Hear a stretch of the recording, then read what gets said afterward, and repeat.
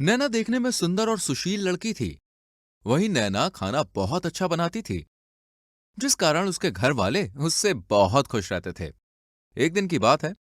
मम्मा, ये cake test करके बताओ ना कैसा बना है। बेटा, तूने ये क्या बना दिया? क्यों माँ, क्या हुआ? सच में लाडो, तेरे हाथ में तो जादू है। ये केक बेकरी के केक से भी ज्यादा टेस्टी बना है। तेरे पापा को बहुत पसंद आएगा। ग्रेट। वही शाम में। पापा, ये केक टेस्ट करके बताओ कैसा बना है। अरे वाह नैना बेटा, बहुत ही सही समय पर केक बनाई हो। क्यों? ऐसा क्या है आज? ना ही किसी का बर्थडे है और ना ही कोई एनिवर्सरी। हाँ आज कुछ नहीं है, लेकिन खुशखबरी घर आई है, तो मुंह तो मीठा करना बनता है ना। ऐसी कौन सी खुशखबरी है?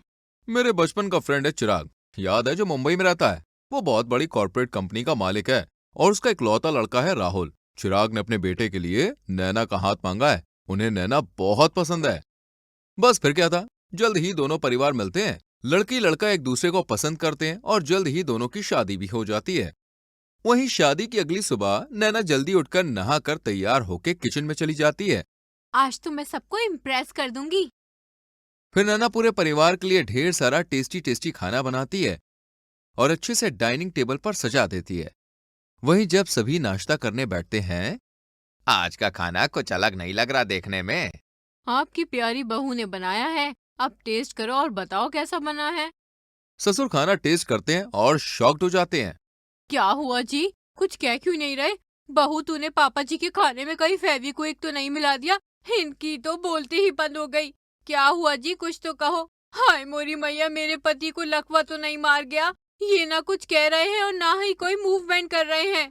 हाँ बस मेरे मरने की दुआ करो तुम। अरे जब तक तुम हो मेरी लाइफ में शांति का नामो निशान नहीं रहेगा। मैं तो खाने हाथों में अन्नपूर्णा है। फिर बाकी सब भी खाना खा के बहू के हुनर की काफी तारीफ करते हैं।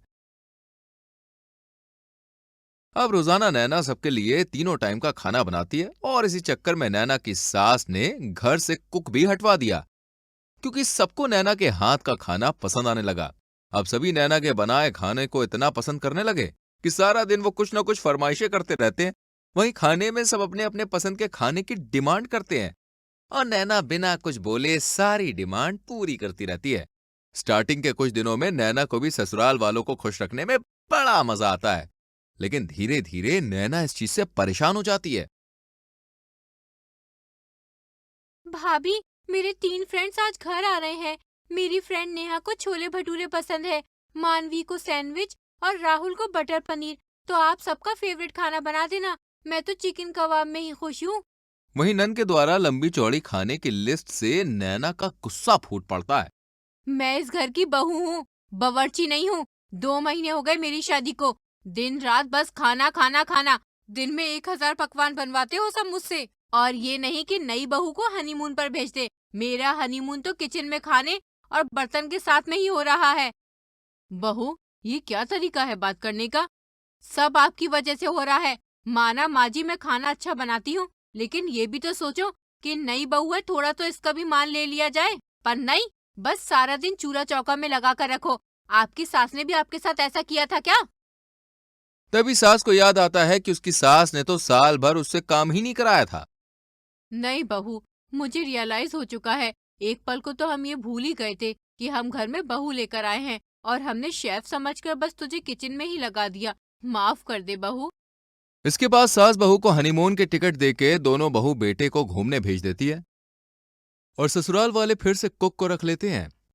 और अब नैना किचन में काम तो करती है, लेकिन जितना जरूरी है सिर्फ उतना ही।